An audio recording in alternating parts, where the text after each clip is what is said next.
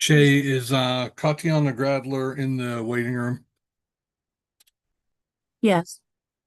Sean, are you ready to start? Yes.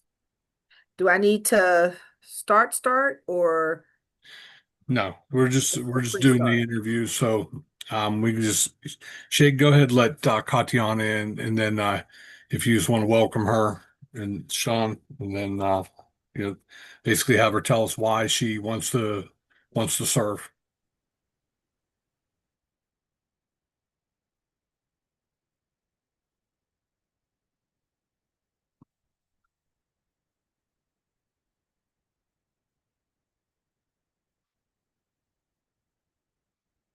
Mr. Haynes has indicated he will not be here until 7.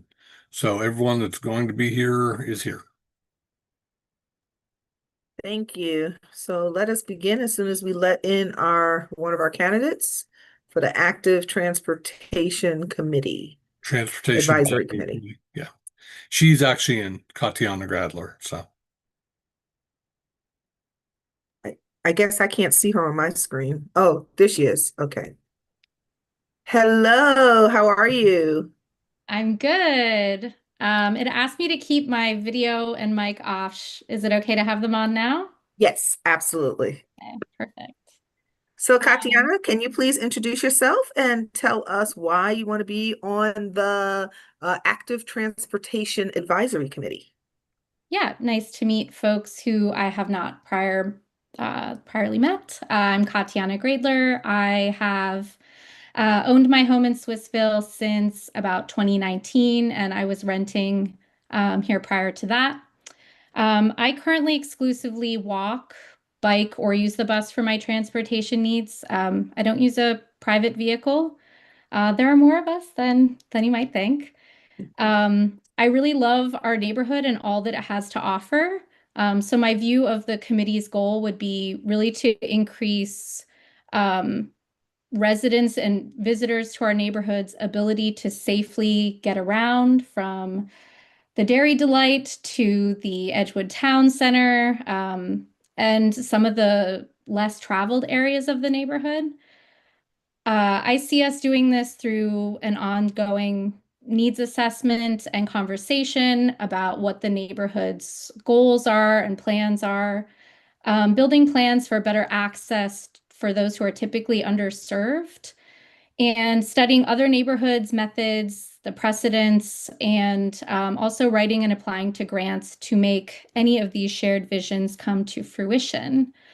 So I have learned through engagement in other in other groups I participate in that community is a practice that you have to show up for and learn from other people.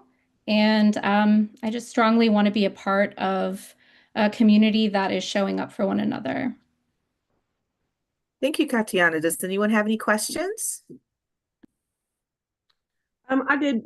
Katiana, you just mentioned applying for writing grants. Do you actually have any experience? Not that it's required or anything, just out of curiosity.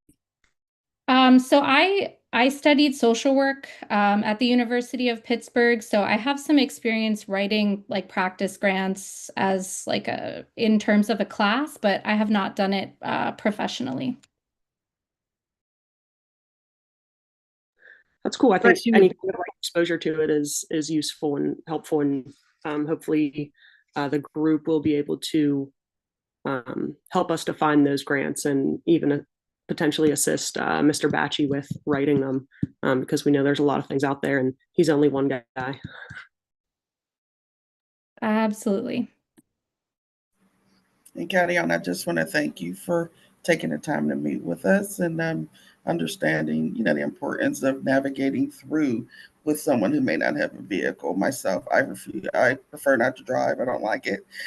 So walking and other modes of transportation is how I get around as well. And it's good to let people know that, yeah, it's okay to be able to navigate the streets and be safe in those pathways. So thank you so much. Thank you for the time as well. And I echo everybody else's sentiment and just thank you for your time and wanting to serve the community. It's truly appreciated. Yeah, and can I point out the first four applicants here also served on our active transportation committee. So, this isn't new to them. They have some experience with our processes on those committees. So, and actually, six of the eight that we're interviewing served on that committee previously. So, we got some really interested people that want to continue to move forward as Katiana is. So.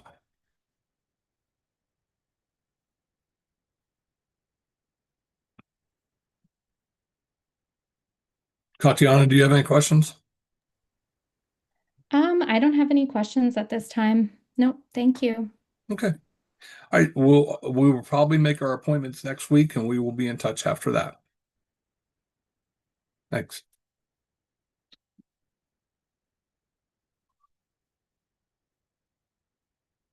So the next one on the list is Cindy Paulding. And we just lost Sean.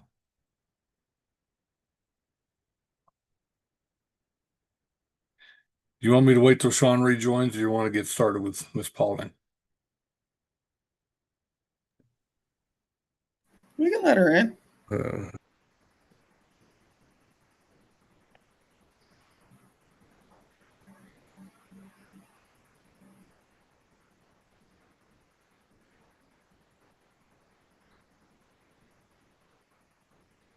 Shay, is Sean looking? Is she back in the waiting room? Not yet. Okay.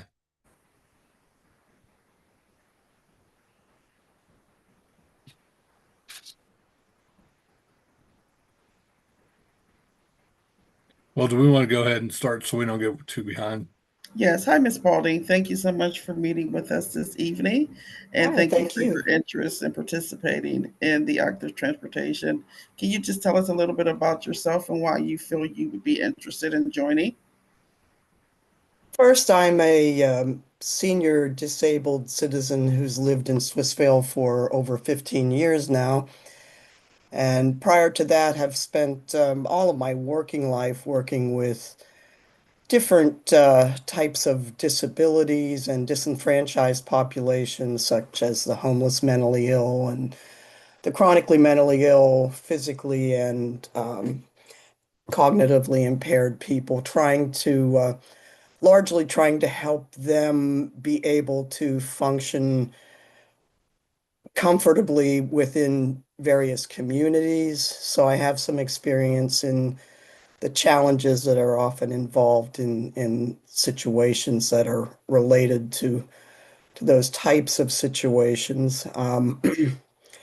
As I age, I find that my challenges increase, and it gives me an increased empathy for what people have to deal with just to come up with meeting their basic needs, much less their uh, social, emotional, religious needs within communities.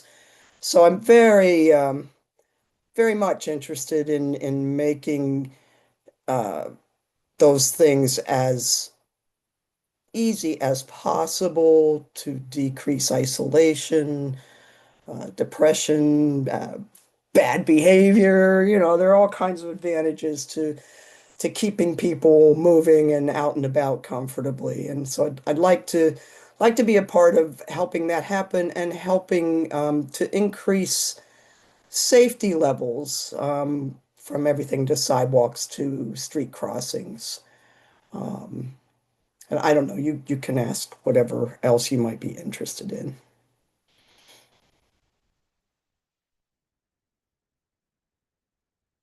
I actually think that's actually great. And thank you for taking the time to kind of meet with us. Is there anything else you want to add? Or is there any other council members that have anything they want to ask Ms. Baldy? I just want to say thank you so much for all that you've done to serve the community so far, and we're so excited to have you here for Oh, this opportunity. And just thank you for all of that. Thank you for the work you thank did. you. I'm looking forward to trying to come up with some funding sources. Um, and apparently, some of the material on grants is accessible, so I'm looking forward to that challenge. Awesome, awesome. And we'll definitely have a few more candidates as well, but Mr. Batchy will definitely be in touch with you on next Thank you. steps, okay? But thank you Thank so you very much. much. Have a great evening. You Thank as well. you. Is there anything you would like to ask us before you leave? But no, but thank you for being involved. It takes a village, and obviously you all are committed to being a part of that, and I appreciate it. Thank you. Thank you as well. Take care. You too.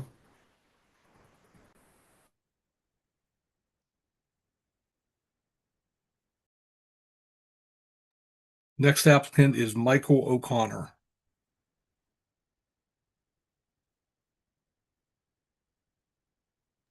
Is he in?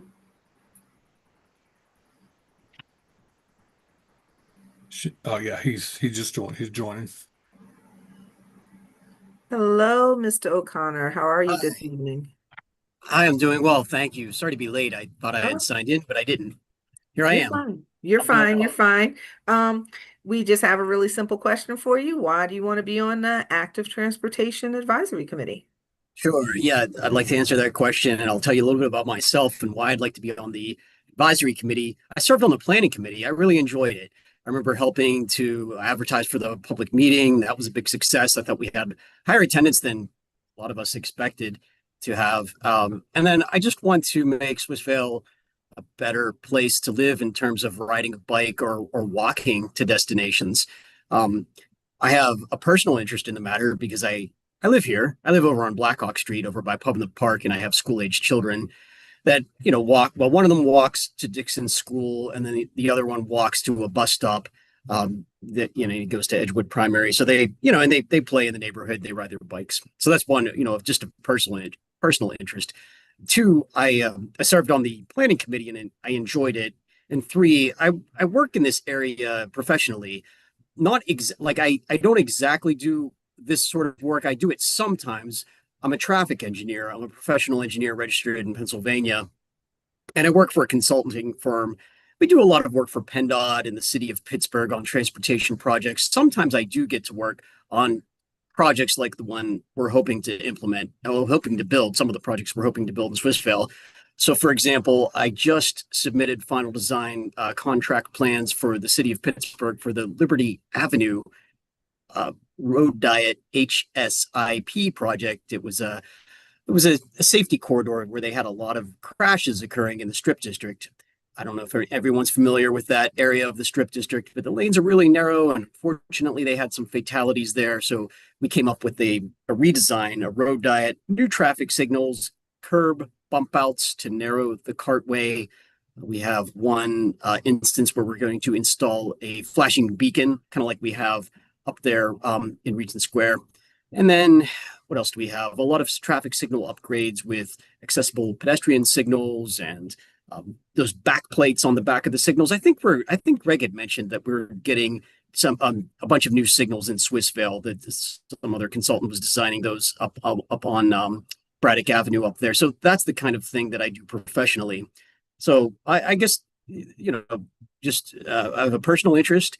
I enjoyed serving on the planning committee, and then I do this kind of work or sometimes professionally. The other half of my job is more like highway projects and that sort of thing, which is not what we're trying to achieve here in Swissvale. Yeah, and like I said, I'm a resident. I just have a personal interest in making Swissvale nicer. Slow some cars down. I think sometimes people go too fast on some streets. I'm sure we all do. That's it. Do you have any questions for me, Sean? No, I mean, I served with you. So, it was your experience, of course, is invaluable. Regardless, you do know some of the terms that people throw around and was able to find some of them. We threw around a lot of terms a couple of times, and we had to have some active definitions. Oh, yeah. Yeah, I don't know. I guess any industry likes to have their jargon make us sound smart or something. I say traffic signals. I should just say red lights because that's what everybody just says. Go down to the red light and turn left, Anyway. Well, do you have any questions for us, or does anyone have any questions for Mr. O'Connor? No? Pretty straightforward. Do you have any questions for us?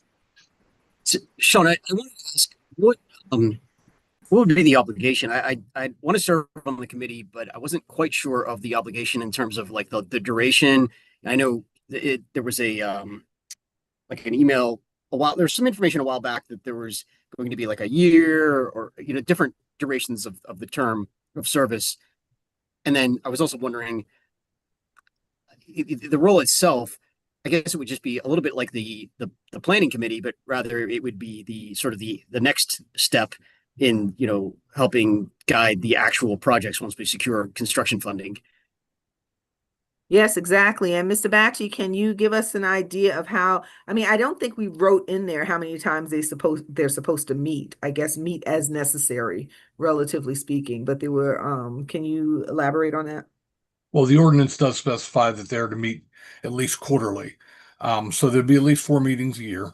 That's doable. And there may be a little more at the beginning, when you're, when getting everything started, but probably no more than quarterly, after that. And the length of the terms, the length of the terms are 4 years by ordinance, but when you initially start something like this, we're going to have 2 4-year terms, 2 3, 2 2, and a 1-year term. So if you'd be interested in a shorter term to see if this is something you want to continue with, let me know.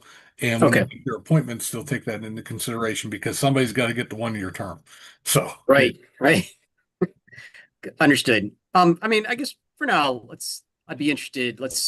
I don't know, let's say the 2-year term for now. Perfect. Well, thank you, Mr. O'Connor. We Thank you, Sean. appreciate it, and we appreciate the fact that that you're willing to give your time to do this. And you've already done it once, so we really appreciate that. Thank you. Of course, yeah. Thank you guys for serving and giving me the time. Perfect. All right, we'll just keep going here. We have lots of interviews. How many more do we have, Greg? 3 more. Ooh. Chelsea Burkett is next. All right. Okay. That means I'm leaving, guys. That means you can go. Thank you. Have a good evening. Bye.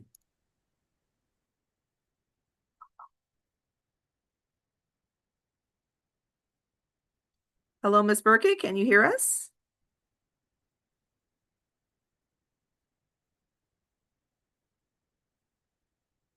Hello, Ms. Burkett. Can you hear us?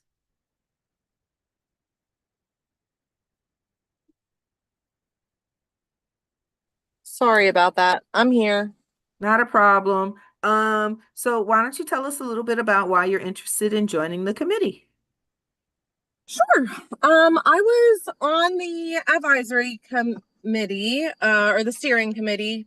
Forget exactly what the title was. So I got to be involved with the process, and I think it is a special thing when you have a plan like this that was made, by a professional firm with a lot of community input, support, obviously, from the council.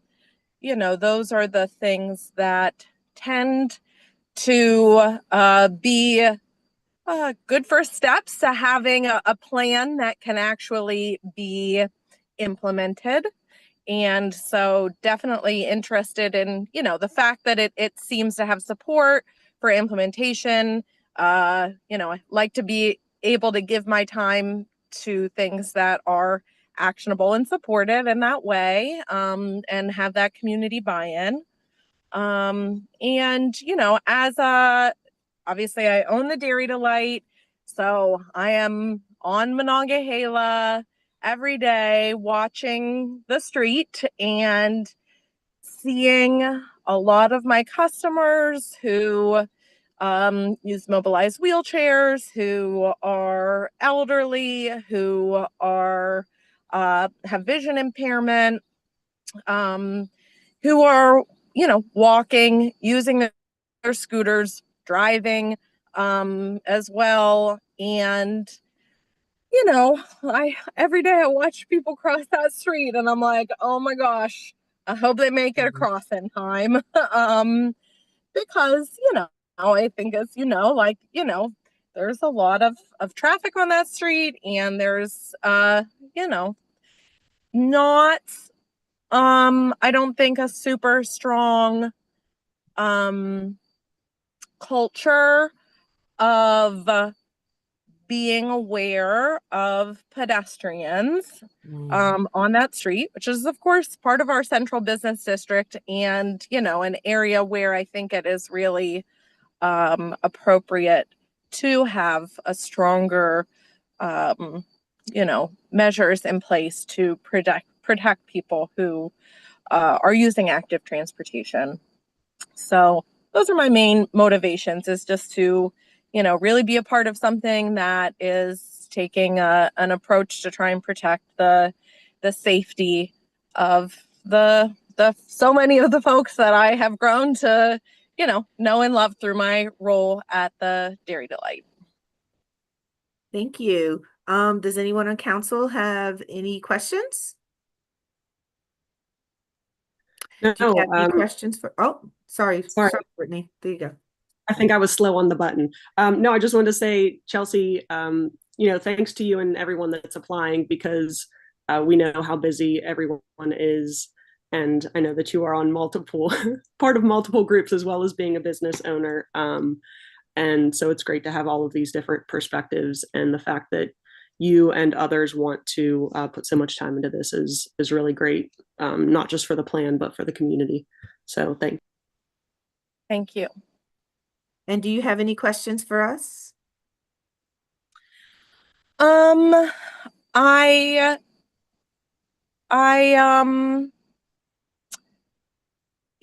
think my main, as I sort of alluded to, my main concern sometimes when getting involved is just feeling like I'm contributing to something that is making an impact. And so I guess I'm just like a little bit curious about where you guys see this group really starting with the priorities or the focus, and what you sort of see as the actionable first steps that we can help to support. Yeah. Oh, Mr. Batchy, would you like to take that? Yeah, I think the first steps on this committee will be to prioritize the active transportation plan, as you're well aware, has, a number of recommendations for plans and also some prioritization, but maybe trying to match up those priority projects with available grant funds that are available to the community, and working with the staff to try to prioritize those, and then moving forward, identifying future projects that we could try to take on that's outside the scope necessarily of the active transportation plan, but because this is all this group is all encompassing, not just focusing on the small corridor we looked at under the active transportation plan project. This will be borough wide, and also excuse me, not just the pedestrian, the biking, and the wheeling, but actually be looking at transportation improvements too that could benefit everyone. Makes sense. Thank you.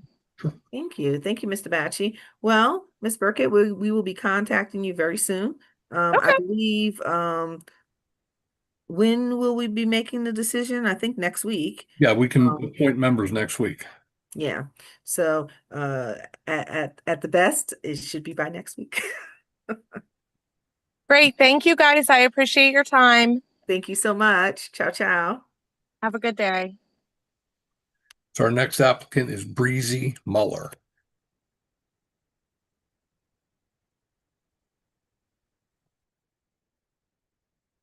Hello. Hello, Breezy. Can you hear me? Oh, you're on mute. Hello. Perfect. Thank you, Breezy. I would like to, we're here, and of course, you're interviewing for the Active Transportation Advisory Committee. Can you please tell us why you want to be on the committee? Thank you so much for having me. I appreciate it. I would like to be on the committee, a number of reasons. I suppose the biggest is I'm just trying to get a little bit more involved with my neighborhood, my community, and as direct ways plural as possible. So I'm in a chat group of people that sort of doing a similar thing, and it was recommended if anybody was interested in having more of a direct voice for transportation needs in Swissvale that I should consider applying. So I did. Oh, excellent. Excellent. So very good. What would you does anybody have any questions for Breezy? I just want to say, first and foremost, very cool name. I love your name. I And know. also just thank you for sparking that interest and coming to do more work in advocacy for the community. I think it's something that, we all need as residents. I'm someone who doesn't have a car. So this is very important to me. So just thank you for wanting to do this work. Thanks. I appreciate it. Right back at you. Here we go. Well, Breezy, do you have any questions for us? I do. I don't know how many of these things you're planning on getting into later, but I just have a few right off the bat. I was reviewing the page again with all the information, where the application link was and instructions and whatnot. But how many members are there going to be, or are there on the council total? I'm curious. On the advisory committee? Yes. Oh, Mr. Batchy? There will be 7 members. This is a new committee, so there are no members currently, but we are appointing 7 members. Got it. Great. Thank you. It was mentioned on the application that there are various lengths of commitment, and I'm wondering, since it's a new committee, I'm guessing all of them are open, or are you looking specifically to fill a particular seat? They're all open. There'll be 2 4-year terms, 2 3-year, 2 2-year, and 1 1-year. Okay, great. Thank you. And they're not committed to anyone. So if there's a preference that you have, if you were to be appointed, that you would want a shorter or longer term, let us know. Okay, got it. Thank you. Those are the questions that I have right now. I might think of some later if that's all right.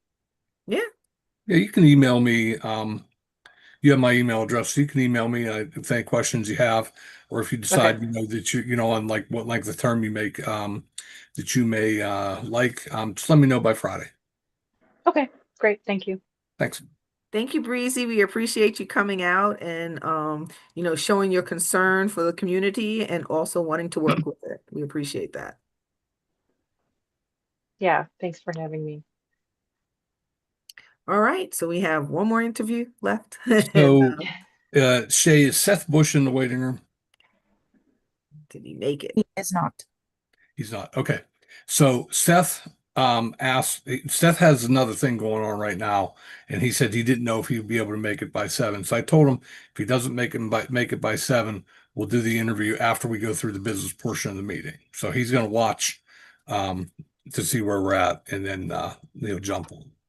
And just so everybody knows, Sarah is shown on screen here. Shay is actually with us tonight, not Sarah, but Shay's using Sarah's laptop because everything's set up on Sarah's laptop. So that's why she's Sarah's face. That's why it says Sarah's face and Sarah's name. But it is Shay with us tonight. Hi, Shay. Keeping us going. Hola. Perfect. All right. Well, we have 1 minute left. So if anybody wants to run to the bathroom really quick, you may, and we will be back in probably less than a minute at this point. Well, that's the teacher in you there, Sean. Yay. May run to the bathroom.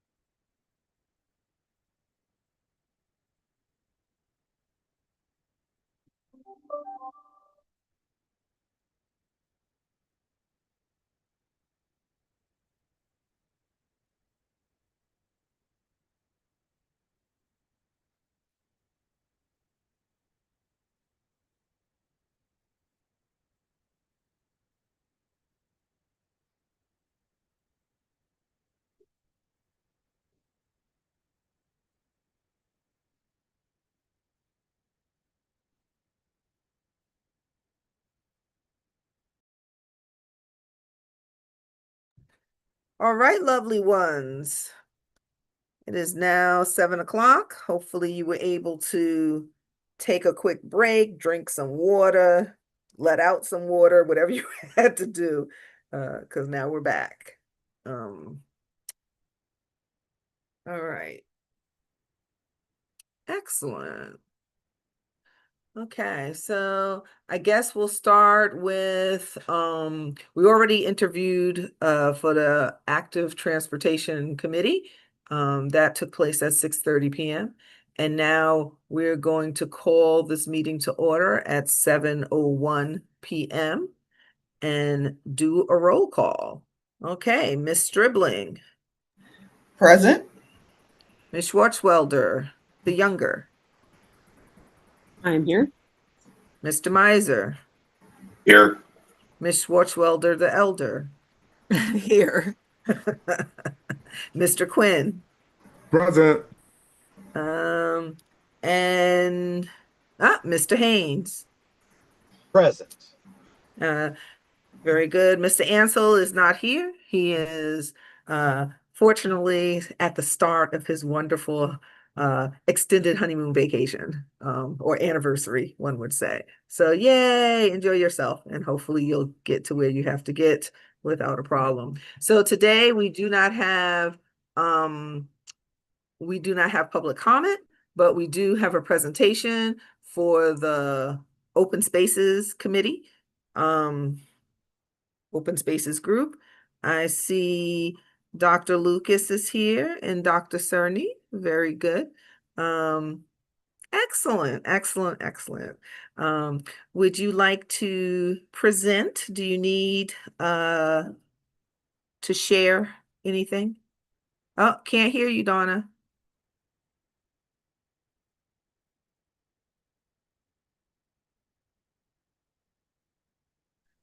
Technology, right?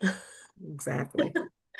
Thanks. Yeah, that little button just didn't want to go for me. So anyway, yeah, are you able to provide me access to share? That would be Shay or Mr. Batchy. It looks like I might be able to. Let me try this. Should be able to. There you go. Yeah. All right. How's that looking as I pull my screen into the corner Excellent. here? Fantastic. Let's go from the beginning. That's always a good place to start. As Sean said, I'm here. I'm Donna Cerny. Susan Lucas is here on board as well. We were approached in 2022 and were asked by SEDCO if we had any thoughts on what could occur with some of the vacant land that is occurring in SEDCO, in Swissville, pardon me. And we said, well, we could start with a map, figure out what we can learn from that map, and then move forward. So we're just here to update what we've been working on the last several semesters, because that's how Susan and I think, is in semesters. But really, this has been an ongoing project over the last 2.5 years. Kind of is spurts and starts and stops, because we move with how students rhythm through, and there are labor. So project introduction 20 as what I've already given you. So 2023, we partnered with Susan is at the University of Pittsburgh. I'm at the University of Youngstown State. We are both geographers that work in one capacity or another with community development. And we've had the pleasure of working with some really brilliant students, both at Youngstown State, but more so from Pittsburgh, because, nice and close, and a really robust group of students that are coming from us. We, in 2023, did some basic mapping, and the intent was to understand the basic characteristics of those sites, determine what the utility of those sites were going to be, and then identify community interests. So that's the places that I'm going to land today. Ultimately, what we're hoping for is that the data that we're collecting now and into the future, and the tools that mostly my brilliant colleague Susan works with, and she's probably going to eye roll because she's very modest, will help the borough with making some decisions on what they want to do with those properties and how they fit into the larger scheme of Swissvale, and then hopefully some fund acquisitions to help develop the community in the direction that you want to go in. So in 2023, we conducted 2 summer surveys. We went and surveyed folks at Juneteenth at a farmer's market with a large map. And in that large map, we asked individuals, what do you see your vision for the vacant lots that sit across Swissvale? And they identified different utilities, playgrounds for kids, pollinator gardens, lots and lots of dog parks, things like that. And so we then mapped that. We also conducted a vacant lot survey. We had individual students go around Swissvale that summer, folder in hand with a checklist, and identify what the characteristics of those lots were. Were they overgrown? Were some of those lots being used for dumping? What is the slope of the land? Are there trees on that property? Do the trees need to be removed because they're dead or ill, that type of thing? Are there remnants of a footprint from a former building? Is the lot being well cared for? So those are the types of things that we identified. And we added that to a base map that we also acquired and put together in the school year of 2023-24. In 2024-25 academic year and into the fall 2025, we've now undertaken a couple of additional things. We have examined the tax liens on these lots. We've identified who the owners of these lots are, and those physical characteristics we've now mapped along with some other data that includes the slope of the land. We've compiled that into a web map that I'm going to show you here in a moment, and we are starting, I hope, here shortly to conduct a data walk. I'm going to cheat a little bit because I want a seamless transition to our data walks. So with that, oops. Folks, can you see this? Uh-oh. Are y'all quiet? Did I accidentally get rid of myself? You I accidentally stopped stopped sharing. There we go. Let's fix that. Okay, there we go. Thanks, Sean. Appreciate it. All right, so here we go. So here is the base map that we've started with. Actually, let's get right to that base map. And I am not going to touch my mouse because it's super touchy, and it will probably make me, if not everybody else, a little bit dizzy. Otherwise, I would zoom in a little bit more here. So we started with this base map, and then we started adding data. I'm going to show you each one of these layers really quickly separate so you can get an idea of what we've got. So we've got a layer here that is the Sewer and Tree Authority data set. So we can add to that. We've got a layer here, and this is my favorite. This data set with all those different colors are telling us what we've got for, actually, have I got a misalignment here? There we go. That's better. So this is the property ownership. In this case, if the property is listed as blue, that's borough owned, or not borough owned. If it is in pink, it is borough owned. And then there's a combination lot right here. If you can see my little cursor swirling around in that dense mass, half of that lot is borough owned, half of it is not. So we have an idea of who owns what lot and whether or not it's bank owned, which is the yellow maps. So let's get back to my favorite, which is what I wanted to show you.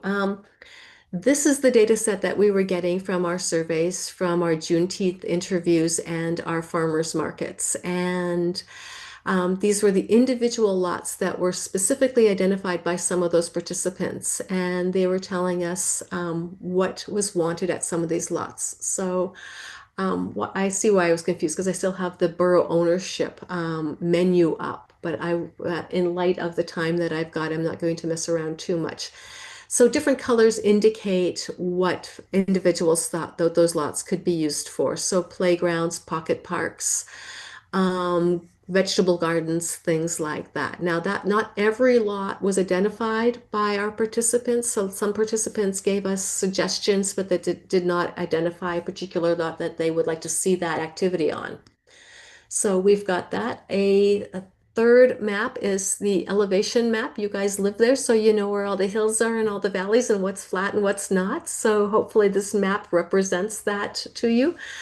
The magic happens when we can overlap some of these things. So let me take the utility map and overlay it with what we can do. So if somebody wanted a playground and we can identify that it is not on flat land, then we might want to consider that a different type of playground. Maybe it's not going to be a basketball facility. It could become something else, maybe more freeform sculpture where the kids could run around on sculptures and things like that, or a park that generates passive electricity like solar panels. So anyway, that's the kind of thing that we can do with these maps. We're building into it. And one of the things that we are really engaged in this next couple of weeks, Susan and I are eager to get started on this. Susan and I acquired a Stevens Manners grant out of the University of Pittsburgh, and we've got some resources from Ohio Works.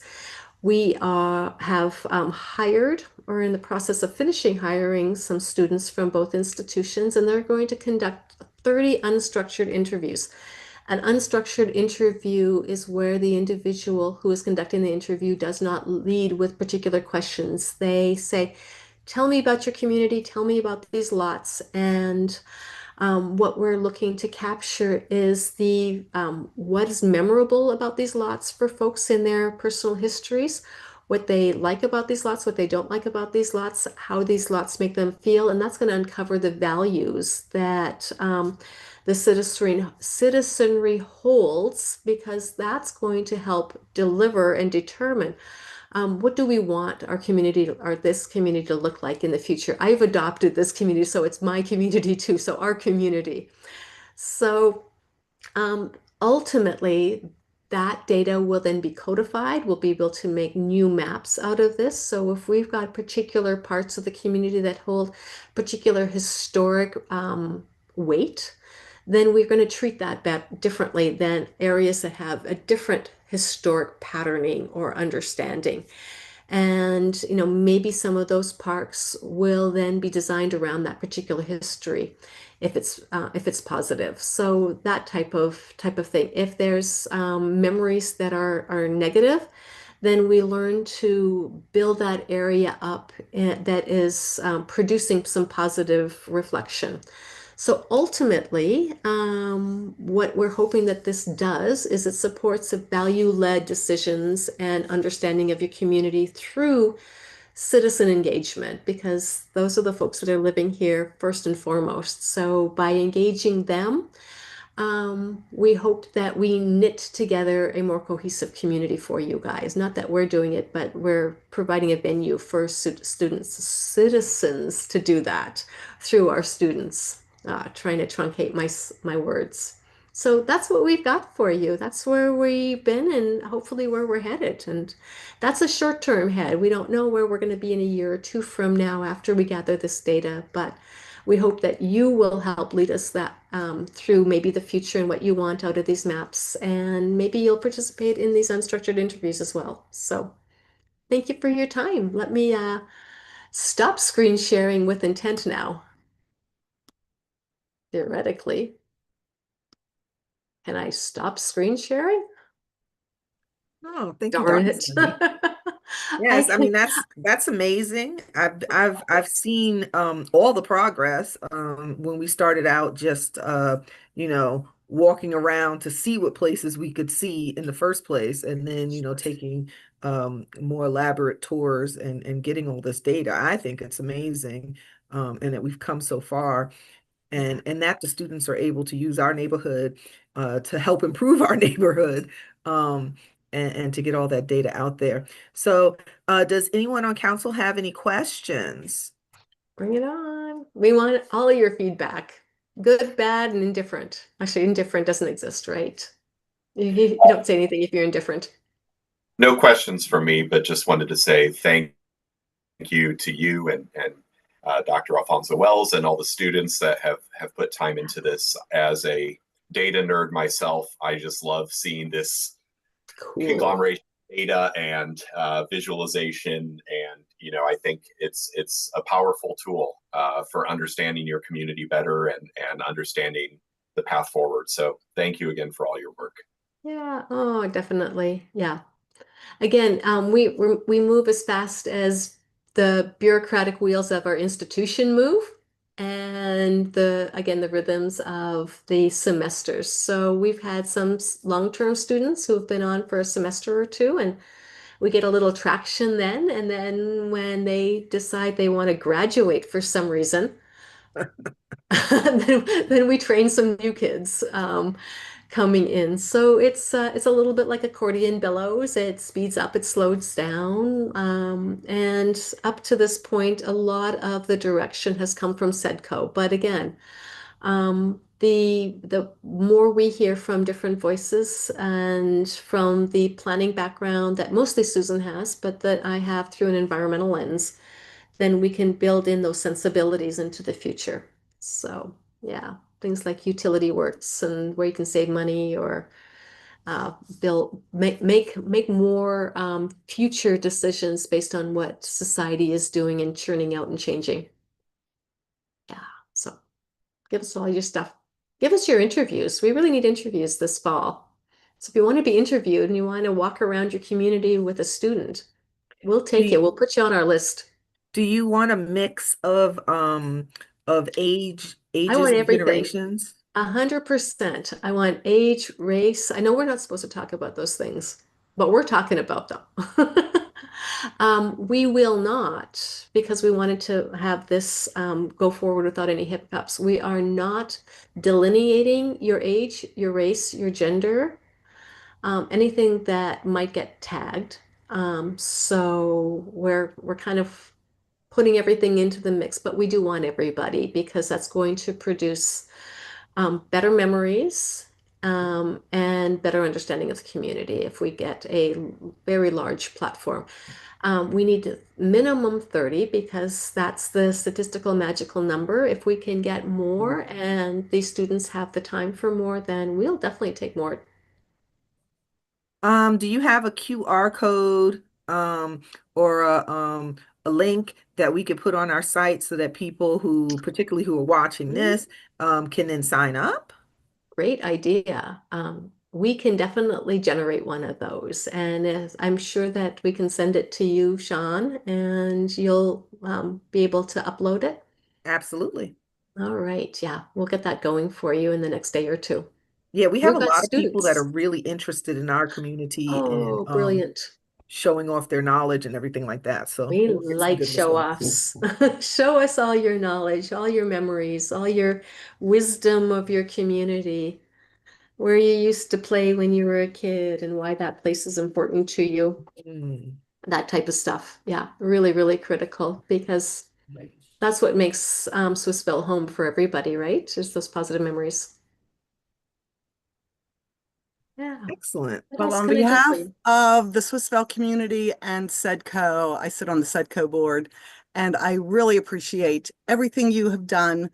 Last year, they were our MBI community partners, and they've done such wonderful things. Thank you for everything you've done. And Swissvale will be a better place because of what you've done. And count me in for anything you need. Okay. News, yeah. Recommendations. I've lived in Swissvale for 60 years, so I know a bit of the history. So That's so awesome. Yeah, great. that's brilliant. Yeah, exactly. I know personally if what we can do is knit together a better community for everybody, then we have really moved the bar forward. And I know we were using the term, it's somewhat interchangeably. We've been calling it vacant lots, but it's also we have decided that vacant lots doesn't Underutilized? capture it. And so we've been using also open spaces. Can you please tell us a little bit about why we say open spaces? Oh, yeah. And I'm going to throw a third one in there. Underutilized. Hmm. And underutilized may be the better term because people understand that this does have value, right?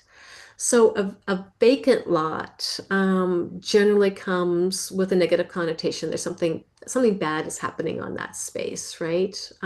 For some members of the population. So it just means that really nothing's occurring on that lot. And I'm going to invite Susan to jump in at any point if she wants to help with some of these definitions. She's saying, forget it. So that's and vacant lot has a very specific understanding, and different municipalities will define their vacant lots differently, which is kind of why it's a troublesome term. Again, open spaces is a less used term, probably a new term for a lot of folks, and it has a lot of different latitude as well that is understood differently. I'd like to think of open space as open for consideration, open for new things to happen there. That's the way I look at open. So that's the nice positive spin on it. When we look at underutilized, that could be then a partner to open space, open for something new is we're not doing all that we can with this lot. How can this lot be a benefit to the community? So if those definitions land with you, we'll keep using them. If you think that those definitions need a tune-up, or if you have a particular definition that is being used by the municipal government, then we probably should tag on to those particular terms as well. So we are being accurate. That's important. Yeah. So any other thoughts, folks? I'm here all night. I'm like Elvis. I haven't left the building.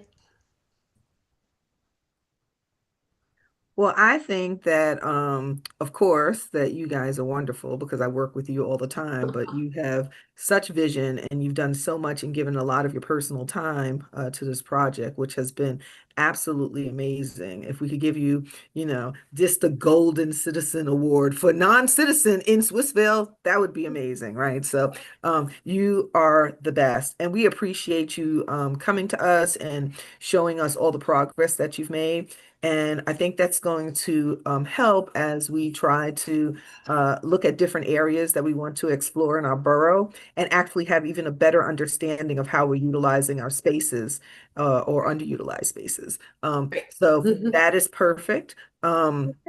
I think that people are going to be able to review what we just said here, and I will get that those links when you send them to me. I will get those put on the website, and I think all of us will try to promote them in our different communities so that we can get a very nice, broad, spectrum. And as they say in anthropology, some thick description of the different areas. Yeah, brilliant. That would be great. Yeah. Well, thank you, doctors. We appreciate it very much. And now we're going to let you get on with your evening. And we are going to continue here because there is no rest for public servants. That's right.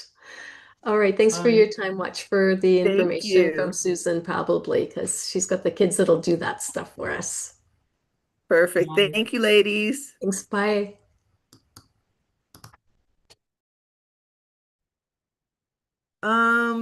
Now we are going to go to, which part are we at, Mr. Batchy? Is it agenda item Agenda A? items. Yep, A. Okay, so we're going to discuss appointing members to the Transportation Advisory Committee. Yeah, this is on the agenda because if it's not on the agenda, you can't vote. You can't vote on next week. So even though we just discussed it with 6 interviews and hopefully, or 5 interviews and hopefully one more here in a few minutes, we can appoint the Transportation Advisory Committee members next week. Now there were 2 members that two applicants that could not make it tonight. They both have a SEDCO board meeting. They're SEDCO members.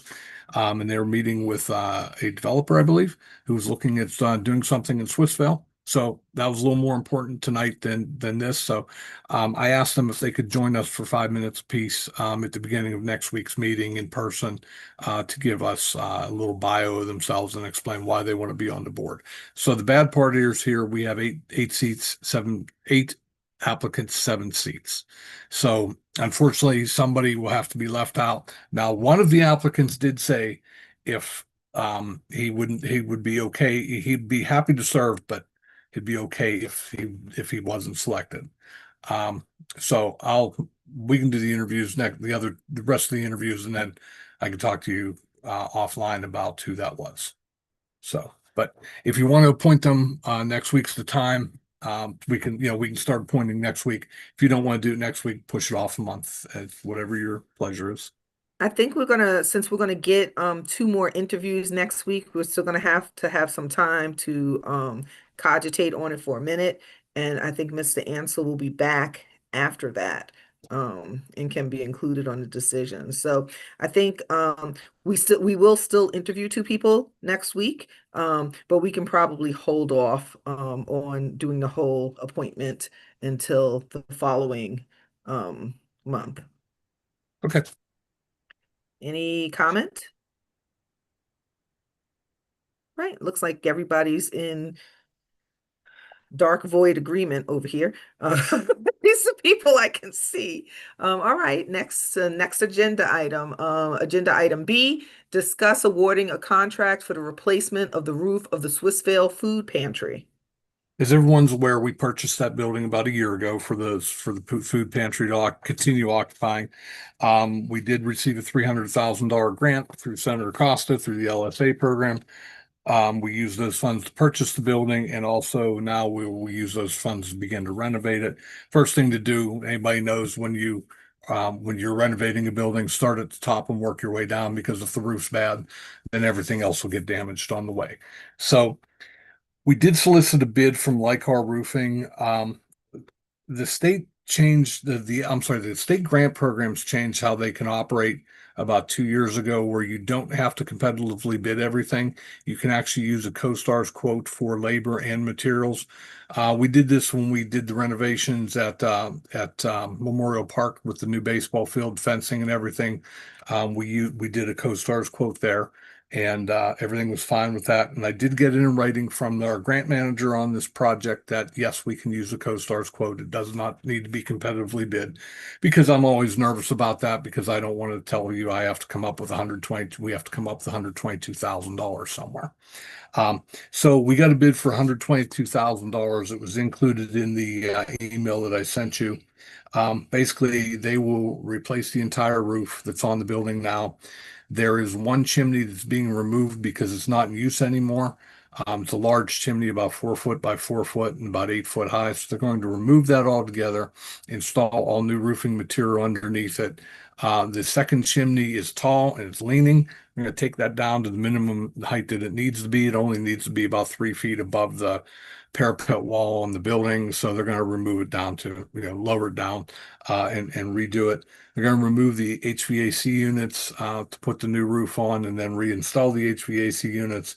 They're going to install new downspouts, put all new flashing around the chimneys and the top of the cap along the roof, and a number of other things on the top of the parapet walls to keep basically they're going to run the roofing material up the side of the wall and across and onto the tops of the walls and then cap it.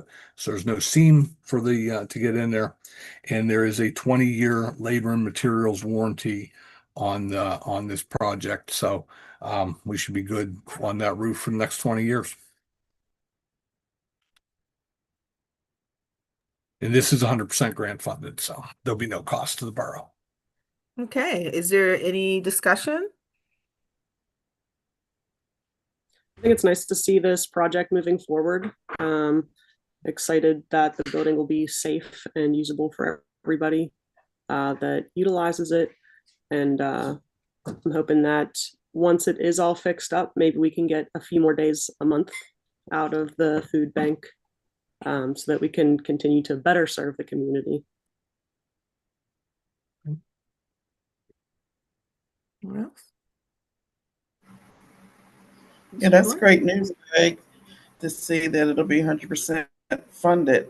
Also, how old is that building? I believe it was built in 1928. Okay, okay. Yeah, that's good, especially for the people that we serve. It's good. We'll secure it and make it safe for many years to come. Yep. And we also have plans. So after we spend this money, there'll be about 35 to $40,000 left. So we're going to look into grants. We're going to look at it. I'm bringing to you a contract for an architect to do a total design of a total renovation that can be used under the grant funds. And we have another grant pending through the LSA program for $370,000. Sadly, because of the state budget impasse, they have not announced those awards yet for the LSA grants. And unfortunately, those are the next round applications are due early November. Hopefully we know what we got. If not, so we can can apply again. So but the design won't go bad. So we can do the design work. And then when we do receive more funds, we'll put them, we'll see what their priorities are at the food pantry and do what they're looking to get done. Yeah, that's really amazing. I'm so glad that we have invested in our community in this way. The food pantry is also used as a voting spot. I mean, it's used for many different things. And so it's nice that we're all coming together and making sure that we have something that's going to endure and that we can use so we can feed the people in our community. Perfect. All righty. Any other comments? All right, then moving right along. Discuss awarding a contract. Oh, this is number C, or letter C. Discuss awarding a contract for the replacement of the sidewalks at the Wilkins School Community Center. Mr. Ziska and myself discussed this. We could have also done this through CoStars, but we did discuss this and we decided to put it out for competitive bid because there's a lot of concrete contractors that do this type of work. And we think we can get a better bid than that's on the CoStars program. For the roof, Lycar is usually the cheapest every time we bid something. So that's why we went that direction. But in this case, we think we can get better bids. So we have a bid opening scheduled for tomorrow at 11 a.m. So I'll let you know who the low bidder was and have a recommendation for award for next Monday's meeting. Thank you. Any discussion? All righty, moving right along. D, discuss approving an ordinance to approve the borrowing of $2.5 million to serve as a bridge loan for the borough building project. We've discussed this a couple times about this $2.5 million loan, and council's already approved the loan with the bank. This step is the Local Government Unit Debt Act.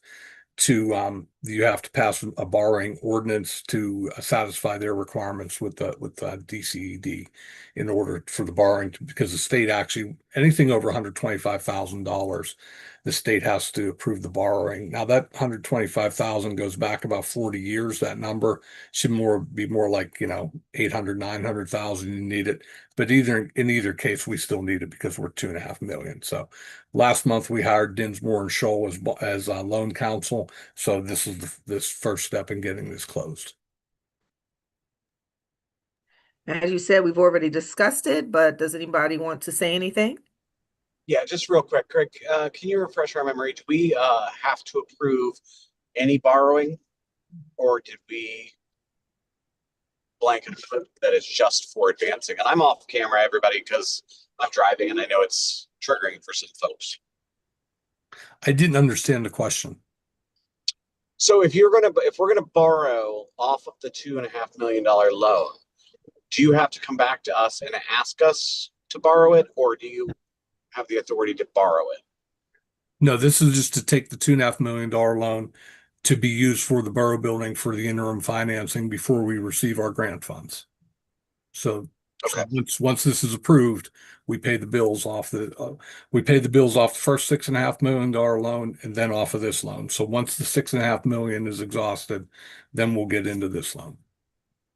Okay. And can you keep us abreast monthly? Sure. As part of your report? All right. Yes. Thank you. That's what I need. Thank you. So no more questions? All right, let's move on to E. Discuss a request for an easement adjacent to 2116 South Braddock Avenue.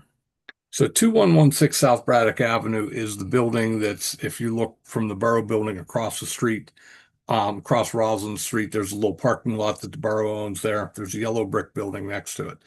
Same owner, Mr. Hake, he owns 2116 and 2114.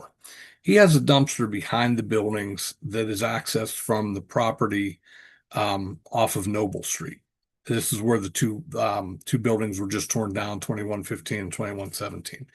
The dumpster's in the back there. It turns out the dumpster's been sitting there for approximately 30 years, but it's not on his property. So the person at 7561 Roslyn Street, which is that red brick building straight across from the old Borough Building, sits by itself next to the left of the parking lot, looking at the parking lot. That person owns the whole way back behind all those properties. And this is a new owner. He recently purchased the property to live in. He's going to live, it's a duplex. He and his wife are living in the first floor, renting out the second floor. He asked Mr. Hake to remove the dumpster sooner than later because it is on his property. He doesn't want it there. Mr. Hake was looking at the property and he said there's really no place to put it, which he's right, except he could put it on his property, but there's no access to the property except through our parking lot. So what he's asking is, he requested an easement, and in speaking to Mr. McTiernan, he suggested if council's willing to do this, that you enter into a license agreement with him, so it's only for him, and it doesn't go with the property. It's not a permanent thing, and we can revoke it at any time if there's an issue. Now, if you're willing to do this, there will be some modifications to the parking lot necessary. There's a little bit of a slope on the parking space he would have to access through. He would have to bring that up to grade and make it flat because the garbage truck would not be able to pick up the dumpster if it's slope, if he puts a level pad in and there's a slope like this where they're entering. So he would have to make some repairs to our parking lot. He would also have to paint it like with a crosshatch or something. And I explained to him, Mr. Wilhelm and I had a short conversation with him, but I did explain to him that, any modifications will be at his cost. If council's willing to do this, we're not spending anything. It'd be all on him. Didn't seem to have a problem with it. He's also willing to change to our garbage service also. So there would be some financial benefit to us that way. And, if you wanted to charge an annual rent or a monthly rent, you're free to do so under a license agreement. We do have a license agreement with BP for the sign because that's actually on borough property. We own that property for some reason. We also have a license agreement with for the bus shelters, not with Lamar Advertising for the bus shelters because they're in the right of way. So the first question to ask, is, are you interested in entertaining this? And the second question is, if you are, under what terms, what circumstances? Greg, in your opinion, is there what's the downside, or is there a downside to doing this? I think if we don't do it, the downside is he's going to have to get a bunch of garbage cans and put it in between the buildings and have the garbage men pull them out every week. It's going to look like that building at the corner of Hawthorne and Roslyn Street where the garbage cans get dragged out and never get dragged back. We would lose a parking space in that parking lot over there. However, our new building is going to have about 30 parking spaces on the site with it. So that won't be our only lot like it is now, like it was with the old building. So, we would lose a parking space over there in order to accommodate them. But I mean, he would make the repairs. There's a curb in the back that also would need removed so they can get the proper height of their pad. But I mean, I don't see how it would hurt the borough's operations. Cool.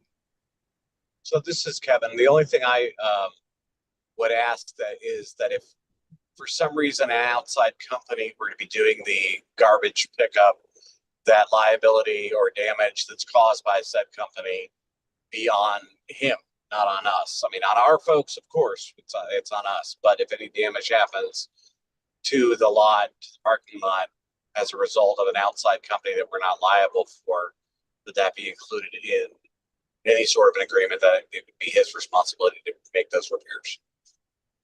Yeah, we could certainly include that in that language in the license agreement.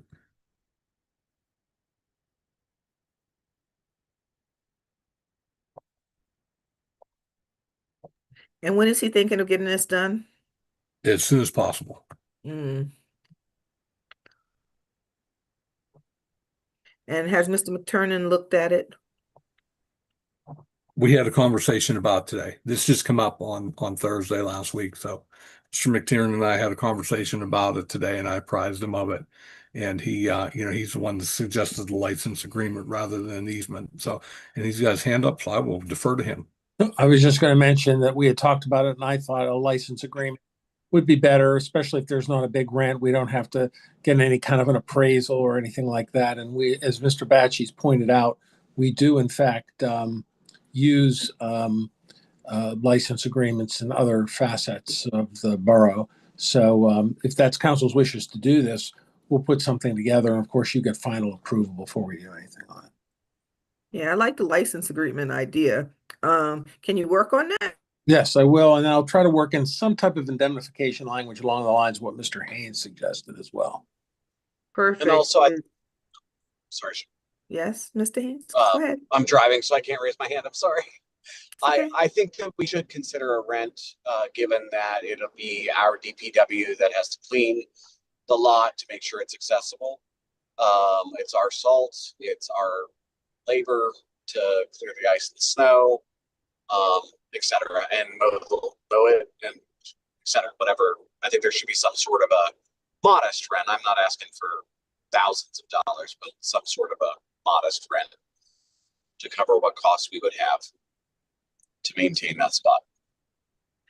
Okay, well, we could talk about this next week when we get a little more documentation from Mr. McTiernan, if that is possible. Mr. McTiernan? I'll try to get something together in a week. I mean, I can get together some kind of a document, but you can still discuss the basics if you want to charge rent or just give it a whatever you want to do, however much you think is appropriate. But I'll get to the document. Yeah, I think we'll continue to discuss this next week as a discussion as we see how this is shaping up. Since we just heard about it right now, we probably want to have a little more thought into it. All righty, let's move on to F, discuss animal control contract. Okay, so we talked about this the last 2 months about getting a new contract in place. And we had two proposals, and I'll point out that both of them were received late. So just not unfairly penalize one company or the other, because they both submitted them late. The deadline was Friday. They both received at noon. They both sent them today. So, and I didn't get the second one until I think I sent out at 3:50 or 3:55. I got it like 5 minutes before that. So just while we were doing the interviews for the Transportation Advisory Committee, I scanned through both of them quickly, and basically the conditions are pretty much the same on all of them.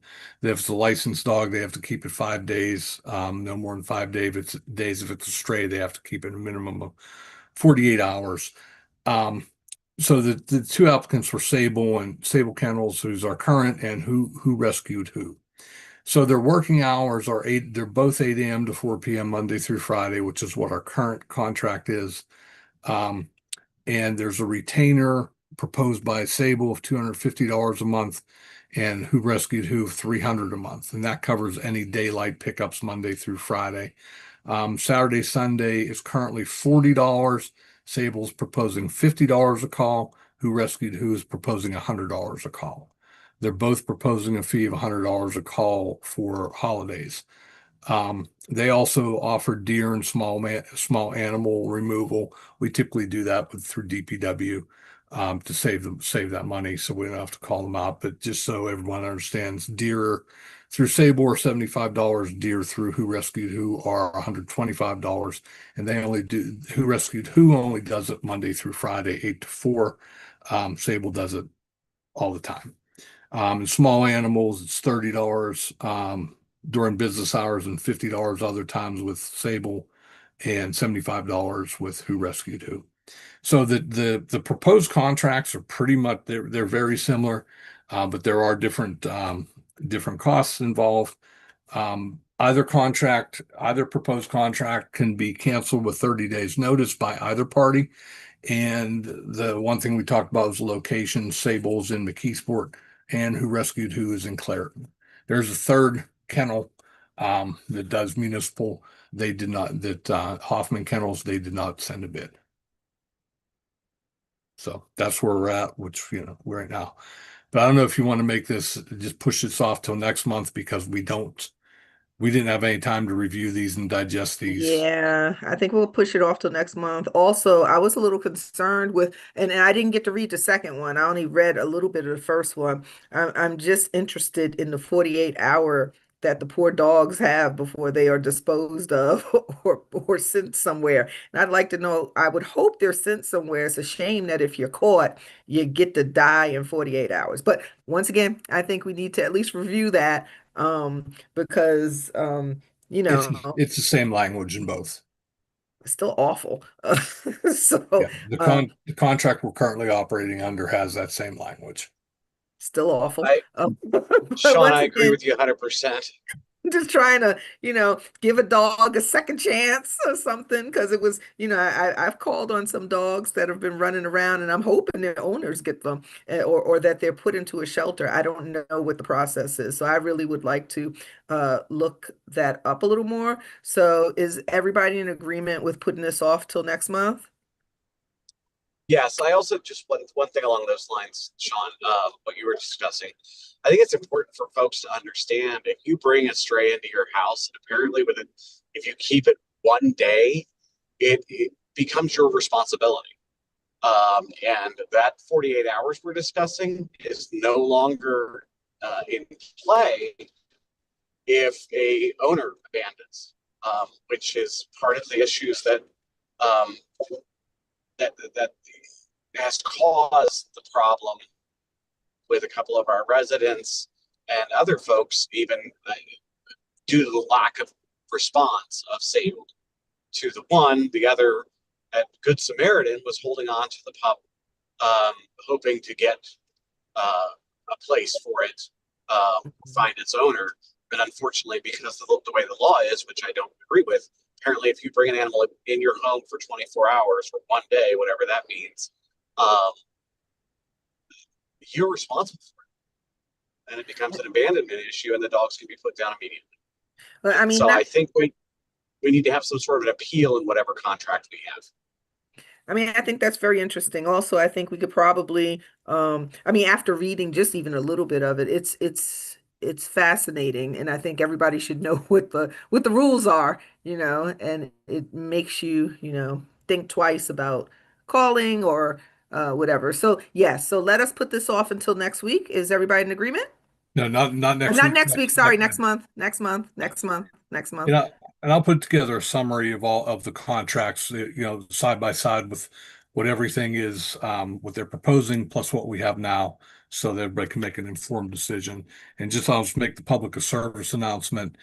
If you care about your dog, make sure they're tattooed or microchipped, so that if they do end up at the kennel, they can identify them, and make sure your ownership information with the company that registers them with the tattoo and the microchip is up to date with current phone numbers, current addresses, current names, because that is a problem that they do have sometimes, where they are microchipped or tattooed and they identify them, but they don't have a current phone number, or the people have moved. So they try to locate them and try to bring them to the address, and they've moved a year or 2 years ago. So make sure you keep that up to date.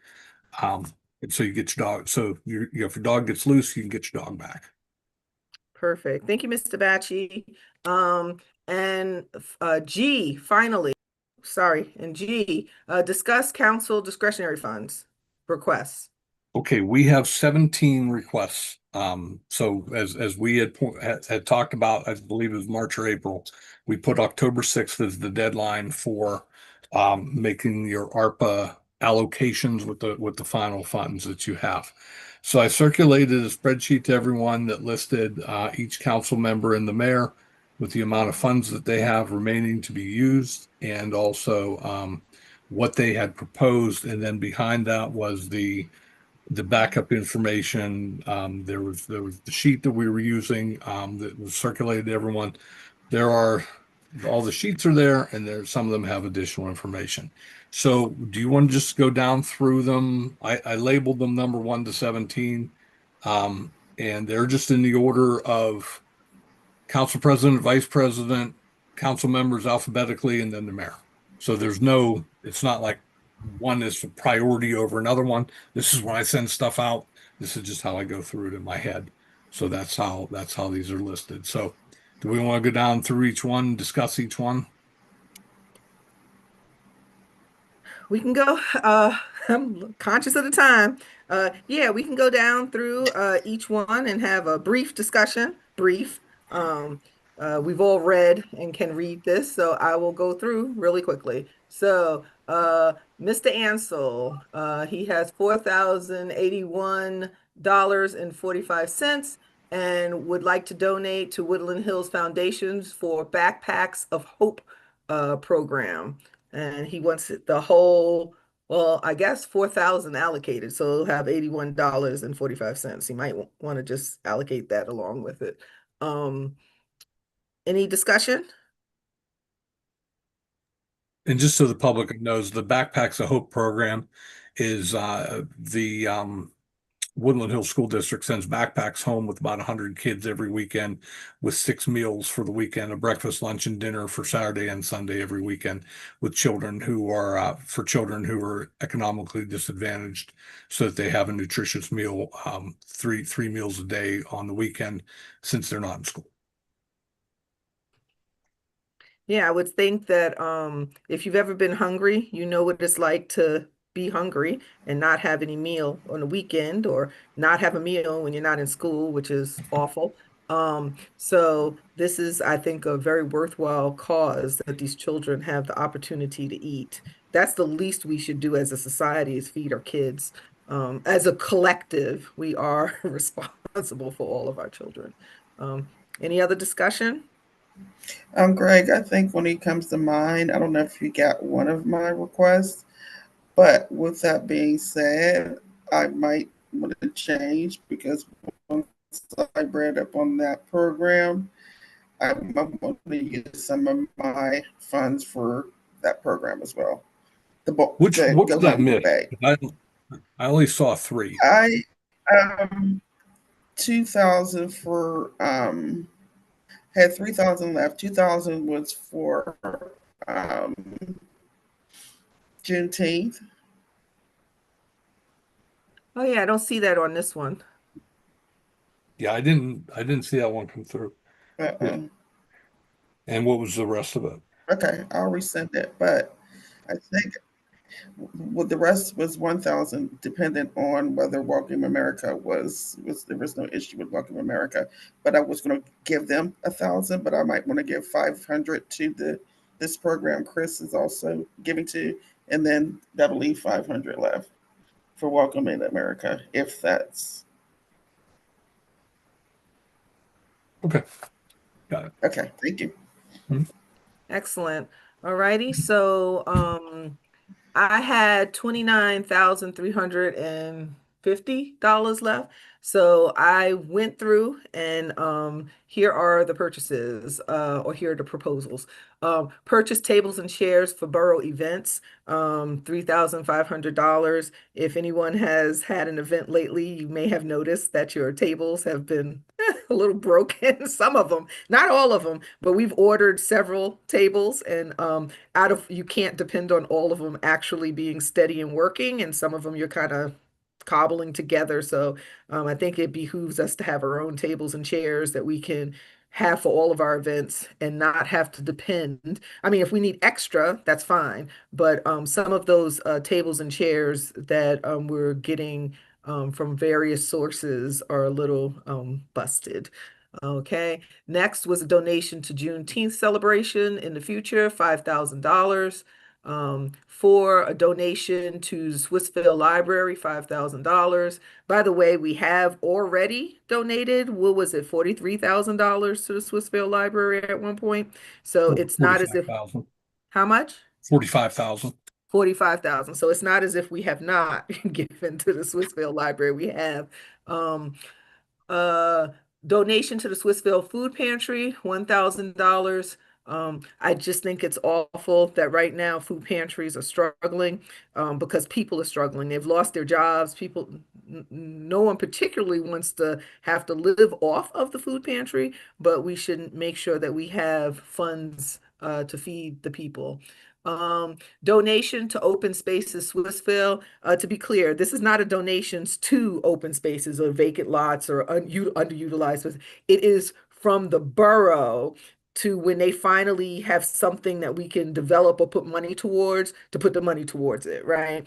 To give them a little seed money. It's not even a lot. I put down $2,000, but I figured it was a start to at least do something in some of the spaces.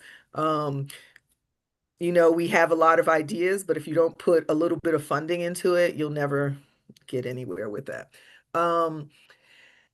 This is an idea that came from one of the residents. I think last it was last, oh, it was our in-person meeting. So it was the beginning of this month.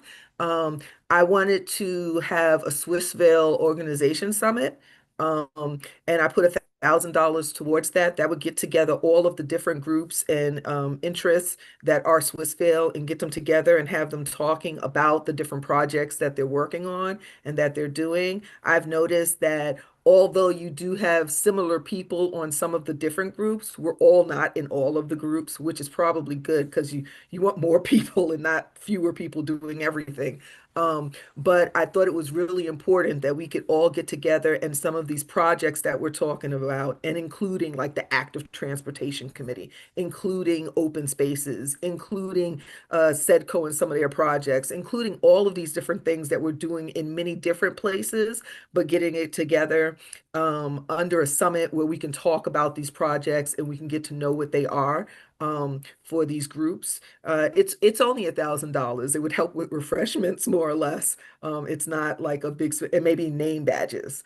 Nothing like a name badge, right? To get you going.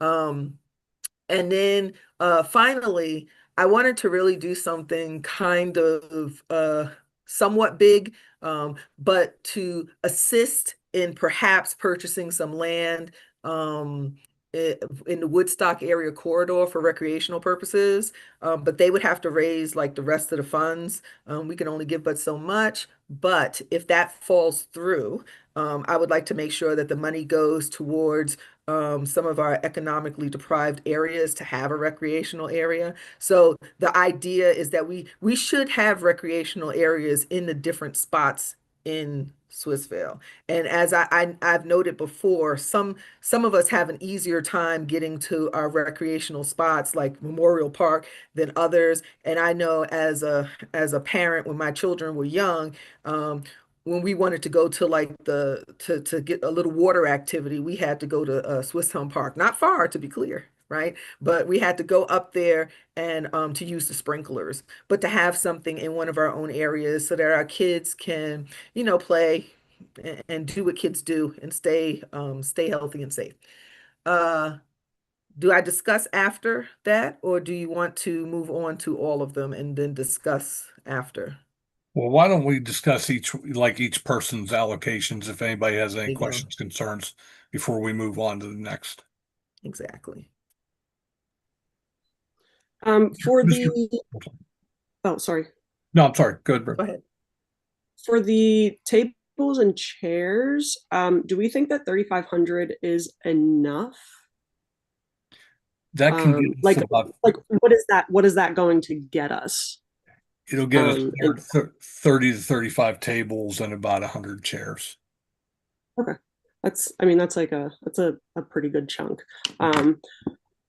Because then next I was going to say, you know, should we be maybe allocating more of the donations to Juneteenth towards something like more tables and chairs, or a little bit more towards the purchasing land on Woodstock, because to date, I believe it's been $20,000 donated to Juneteenth. And while it is a great event that unfortunately I have not been able to attend, it is good for the community and everything. It is still just a single day event, and something like a recreation area or even the open spaces, Swissvale. Those are things that will continue to impact the community beyond a single day. I don't know what to say to that, but I will try to just say that, community days is a single day. All the other activities are a single day. Spends about $5,000 a year. What was the budget for Juneteenth this year? It's the same as it always has been. And how much did Juneteenth spend this year? Because last year they spent $10,000. Yes. And this year they spent. Look, I'm not arguing over that. Yeah, I'm say, is that an issue that we spend that on Juneteenth? That's what I'm kind of. I think it's an issue that all of this money that could have done a number of things, and it's replacing sidewalks or purchasing land or literally anything that builds up the infrastructure of Swissvale.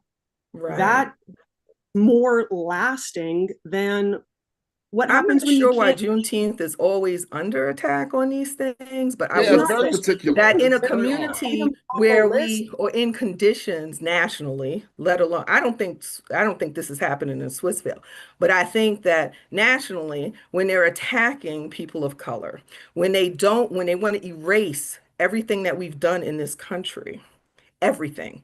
They have taken down the names of our soldiers. They have taken their names out of cemeteries. They have taken down information from our museums, right? Because no one wants to talk about the segregation that has taken place and continues to take place in this country. They have fired over 350,000 Black women in the last couple of months. Not an accident, to be clear. They have been the single most targeted group aside from immigrants that have been in this country. So yes, I think it's really important right now to spend as much as possible on doing something that shows that we are inclusive, that we are here, and that we're not going to be erased, right? That is important. And when the president of the United States sits up there and says quite clearly, why are we even celebrating Juneteenth? We have too many holidays. And yet, and I'll say it, and yet is going to sit there and for someone who's an avowed racist and has said avowed racist things, have a half flag flown for that person after they have said horrible things about people. Don't tell me that we can't celebrate Juneteenth. Don't tell me that all of a sudden the little $5,000 I just put towards it, there's always an accounting. Of all the things I said, it has to be Juneteenth every single time, really? Could have You been need to accomplished check in this yourself town with sometimes. $25,000. Really? Well, I'm sure The the ARPA community, funds were not it's for just- everybody. It's for everybody. Right. It's for And Juneteenth is everybody. for everybody. Everybody. And We for have something one in 4 years you celebration. haven't attended yet, One I think it's too much to celebration have a so year. many assumptions about it. Once You haven't even I'm sorry, attended yet. for someone who has literally been serving this country every June for the last 15 years But of And so my you life. can't even make still, it. you I still hear have you. not. But then Right. all of a sudden, you haven't even made it there. I'm But you sorry can that I every have single time. military obligations that I am not in town. I hear you. to I hear you. So then, if you can't come, don't tell me what's going What on. we need to spend it on. We are sitting there, and every single time, the one thing you keep attacking is Juneteenth. Every single time, no matter what. I don't understand. I don't understand. There are probably three other things on this entire list that received more money than Juneteenth out of all of these ARPA funds. They did. They did. I did not even give the most money to Juneteenth. I gave it to purchase land. I'm talking by about Woodstock Avenue. total. I'm talking about totals. Doesn't When you look at all matter. of the Doesn't matter. funding. Doesn't matter. I mean, with all the things, no, you know what costs more than Juneteenth? Way to spend the Cleaning up money. Memorial Park, right? What was that? You know, I didn't argue over that. I said, yes, that's great. It's You great for the benefit neighborhood. from- So is everyone Juneteenth. benefits It's great from for it. the Now, neighborhood. I'm not Are understanding. we gonna I'm go not there at understanding. Memorial Park? That's my Memorial point. Park. That's my Don't- point. That's my don't point. I didn't start. argue about that. Don't I didn't start. say anything Memorial about Park is spending money on Memorial long-lasting. Park. It's for the I whole have spent money on Memorial community. Park. It doesn't I matter. don't care. Just like Juneteenth is for the whole community. Can we Please, please stop please. saying That's that? the best Can we you please? got. If that's the best Anyway, you got. let us okay. continue. Any other discussion? Please, y'all, please just stop. Thank ahead, tell me you. I'm Okay, we're going to go to Mr. Hey. Haynes. He has $2,650.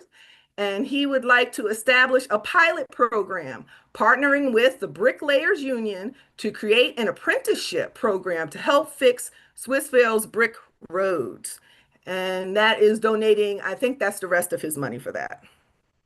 Yeah, and I think what's most important here is if for some reason this pilot can't come on, I mean, that's not going to fund it. It's just there's going to be a lot more money that's necessary.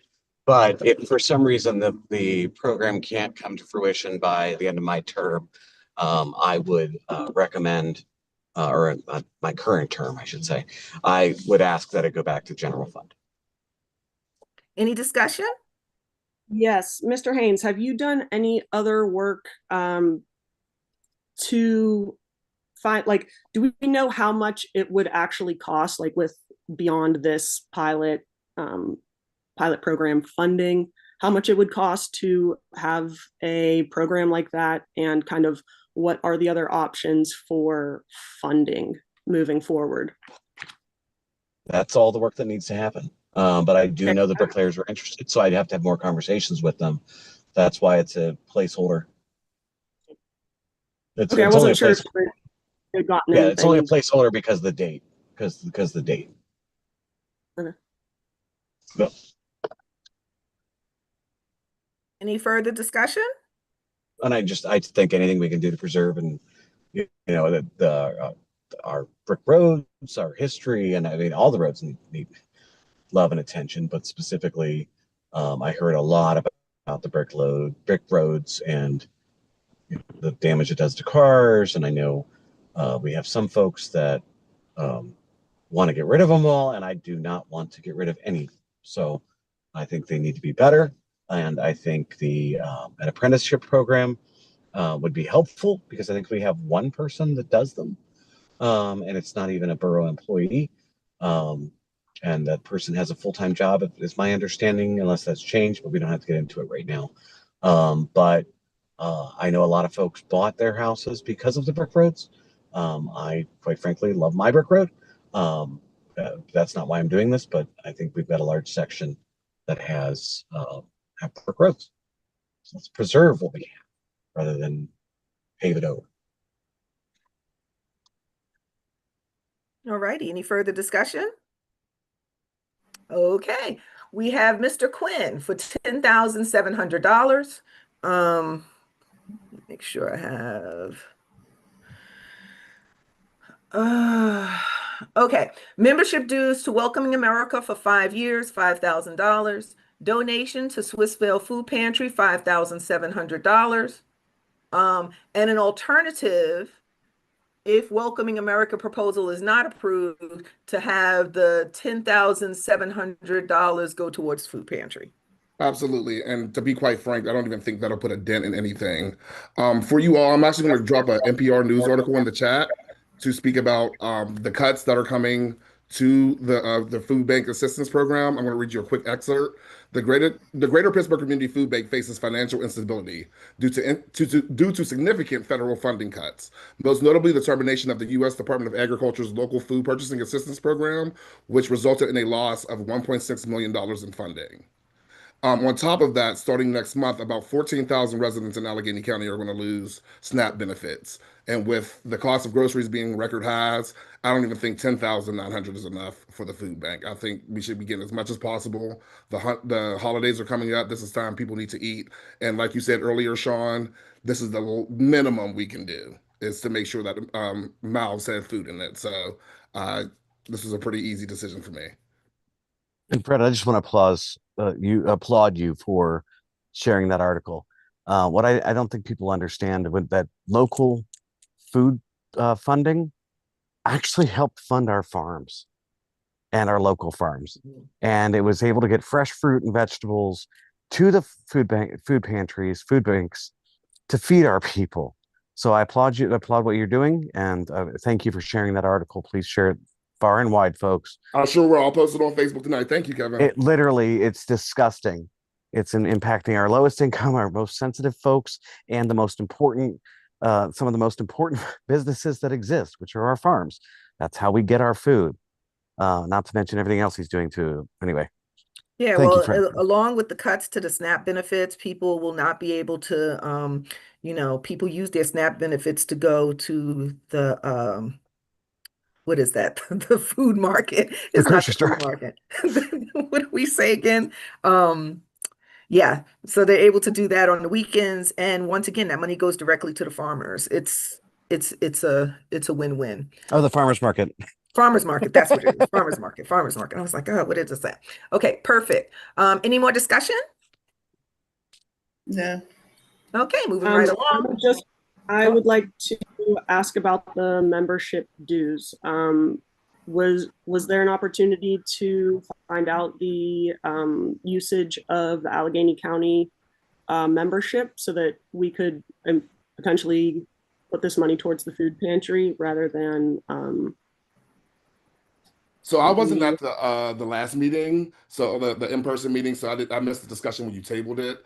But just my thoughts from that and just what I heard from other council members, I kind of got the feel that it may be 50-50 on that. I'm leaving that up to you all. Of course I'll be voting for whichever way you all want to go. But yeah, if there hasn't been any growth or any more interest since then, I'm fine with the whole thing going to the food bank, whichever way y'all want to do it. Yeah, I didn't find like any definitive answers. I just kind of looked into it real quick that it seems like we are able to use the outside resources. And so we would just kind of be like double tapping it. If that's cheaper and we can get more resources probably from the county, I think that'll be a good way to go. And I think that's killing two birds with one stone, right? We still get to protect our residents, especially our immigrants, and put food in people's mouths. So that's a win-win for me. All right, thank you very much. Angela Stribling has $8,350. I'm not sure everything is on here correctly, but there was a donation to the Swissvale Food Pantry for $3,000, a donation to the Swissvale Library for $1,000, a donation toward construction of the plaza and basketball court at the Borough Building for $1,000. And I believe, Ms. Stribling, there was another allocation that we didn't get to put on here. Yes, there was an additional $2,000 to our Juneteenth celebration because I don't even have the energy to go into it, but we definitely don't have a major budget for Juneteenth. Each year, people, the community, yes, African Americans, but people of all races and diversity look forward to the celebration to celebrate them, not only with the information that we provide, the history behind Juneteenth. People come up to our table, say, who may not on their own want to feel like they have an understanding of what Juneteenth represents. I know what it represents. I know what it stands for. And if people don't understand that, that's not my problem. I know the importance of why I donate to Juneteenth. I know how it hones in on the significance of our history. I'm going to continue to donate until I cannot donate anymore. So that's where that 2,000 is going. If Welcome America is not going to be able to be accepted, then that remaining $1,000 that I have will go to the book bags for the students of West. I need Woodland Hills Foundation. Pull it back. Because again, people are hurting, people are hungry, and it's important to make sure that we, as a borough, take care of our own. So that's what the remaining amount of what I have. I went with the 1,000 for the library. I love the library. I haven't been to Smithsville Library a lot, but my whole life as a kid, raising my youngsters, we would go to the library, have all the programming. It's significant that reading is fundamental. That's why I gave the money that I gave to the library. And of course, the food bank is a no-brainer. We need to take care of our own before we, have all these other, it's about the people for me.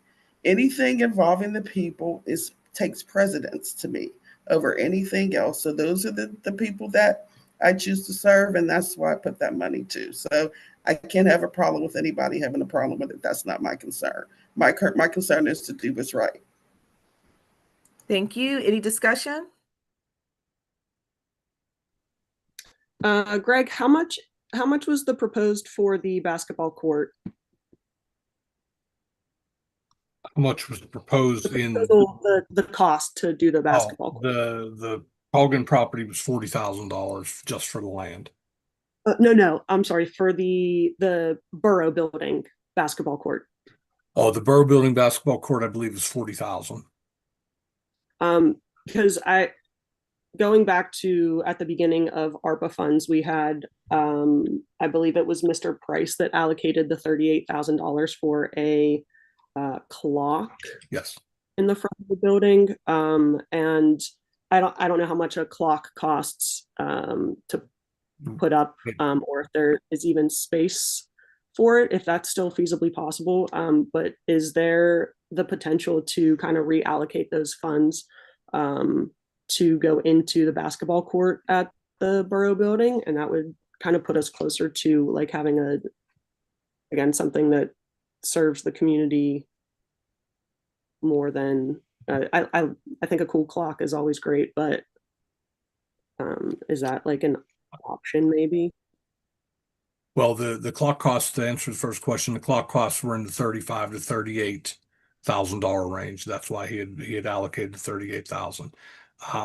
That's up to council if you want to try to reallocate it, but I think you'll hear from Mr. Price about it because, that was when he was on council. That was what he chose to do with the money, where others that aren't on council, all their money was spent as per their wishes while they were still on council. So, okay, that's what he had asked for.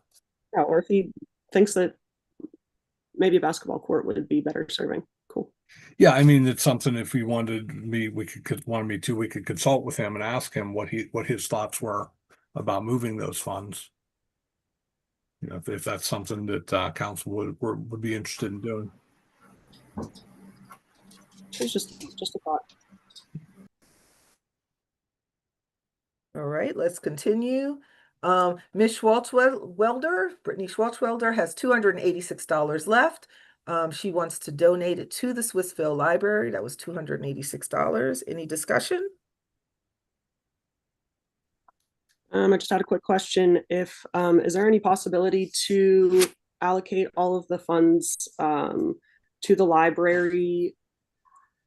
I know this is short notice, but tomorrow, because during the month of September, everything that is donated is matched up to $30,000. So everything that's currently being donated to the library could have an even more significant impact. I don't know if it's possible, but if it is, I think that'd be really cool. Unfortunately, no, because we have to allocate the funds at a public meeting, which doesn't occur until next Monday. Okay. Ms. Schwartzwell, sorry, need some water. Ms. Schwartzwelder Senior, $1,264.02, and she would like to donate it $264 to the Swissville Library. And Swissville, is that police department? Is that PD? Police department? Police department equipment for accreditation, $1,000. Any discussion?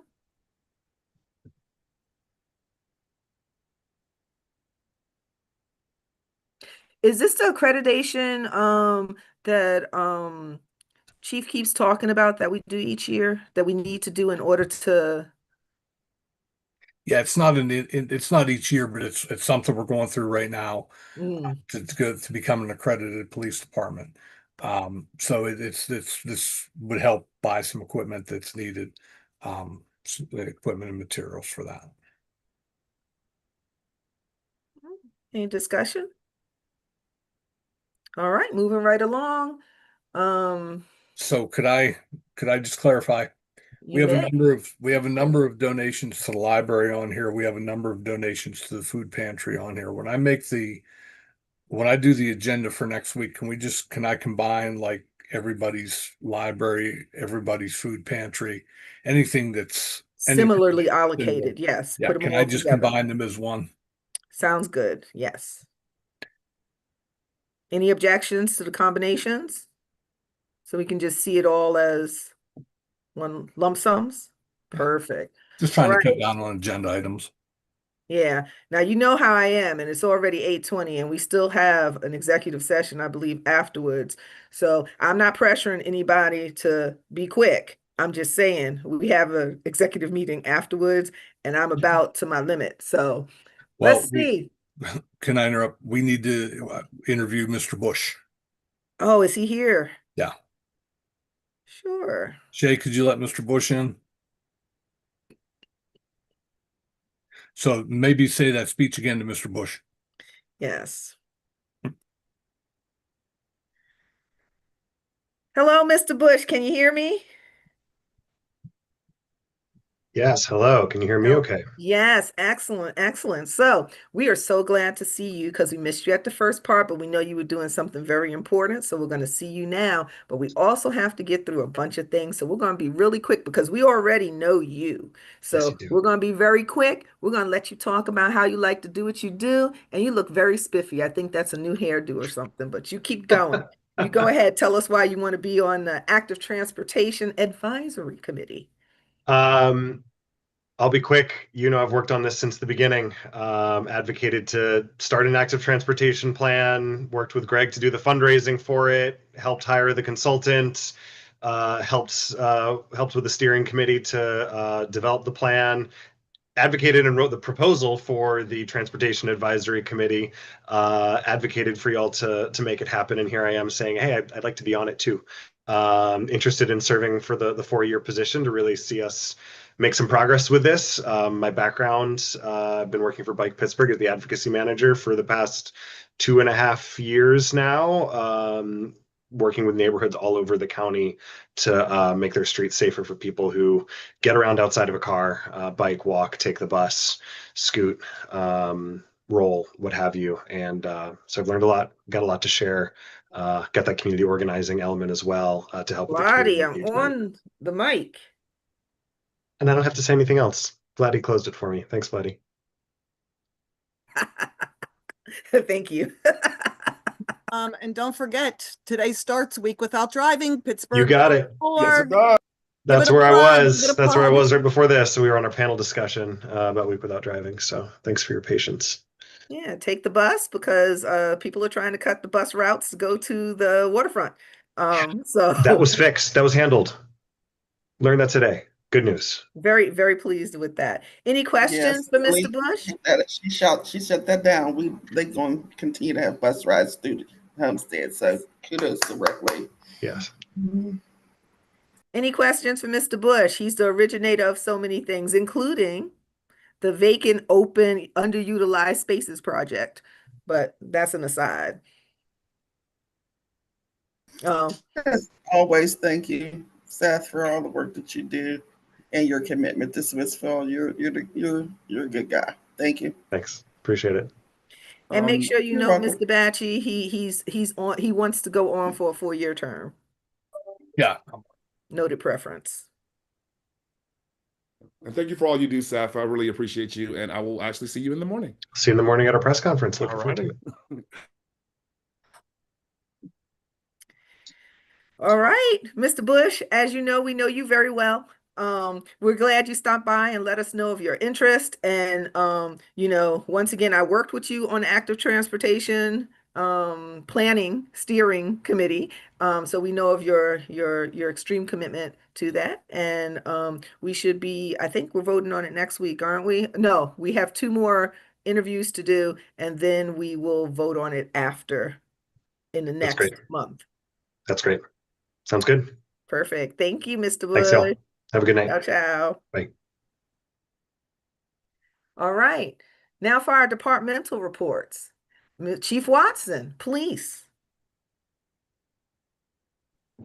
Good evening, Madam President. I have nothing to add to the agenda tonight. Thank you, Chief Watson. Appreciate it. Fire, Chief Wilhelm. Good evening, everyone. I don't have anything to add to the agenda, but just a quick announcement to remind the community, our fall fish fry for the volunteer fire department occurs this Friday and the first Friday in November. Thank you, Mr. Wilhelm. And also, I know that you've been actively telling people to be cautious about burning candles in their home. I saw the news report that it's very dangerous. Would you like to speak on that for a quick minute? Well, candles cause quite a bit of fires and fatalities across the country each year, and it's something that I think people don't necessarily take a lot of care with and just trust that everything will be fine. There is a posting on the fire department's Facebook page about that fire and just a basic cut sheet of candle safety from the NFPA. But obviously, as we go into the fall, we want everybody to be cautious about everything, from candles, Christmas trees, live trees, and their lighting and all those things, because this is whenever it starts to uptick through the winter months. Thank you, Mr. Wilhelm. Very appreciated. Next, our Public Works, Mr. D'Ambrosio.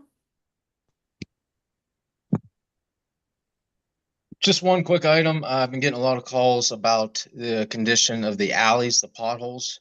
We have been out pretty regularly. We've been focusing specifically on the alleys in all parts of the borough, and we will continue hot patching as long as the weather permits or the asphalt plant closes in November.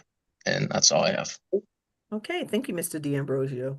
Our borough manager, Mr. Batchy. I'll keep it quick. Borough building is still ahead of schedule, still on budget. So knock on wood. Washington Street Bridge is gone. So that's good progress. They were talking about working 3 weekends in a row to complete that. They only needed half the second weekend. So everything is removed. That'll be removed. I did talk to the construction foreman on site late last week, and he said that they're still on schedule for a December delivery of the stringers to go across to support the bridge.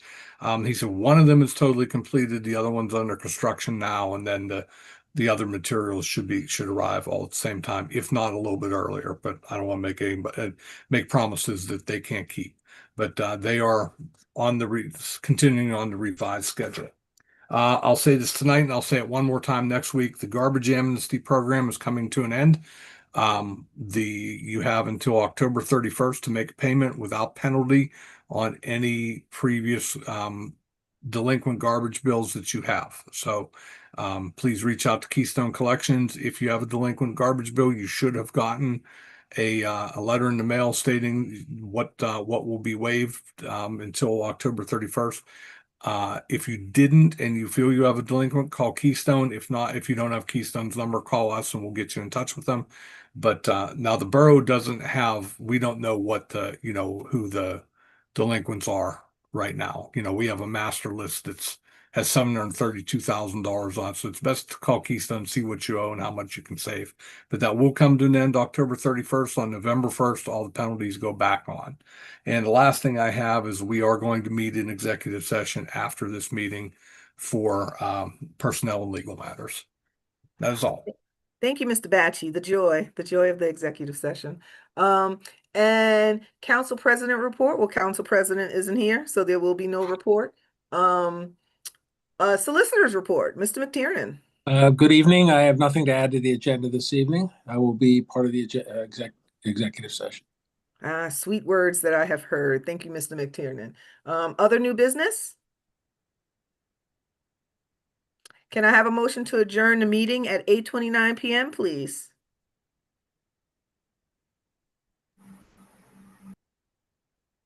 Was that a motion, Ms. Dribbling? Oh, I heard her. Excellent. And Mr. Haynes seconded. All in favor? Aye. Any abstentions? People that want to stay for a moment longer? Great. Meeting adjourned. Good night, everyone.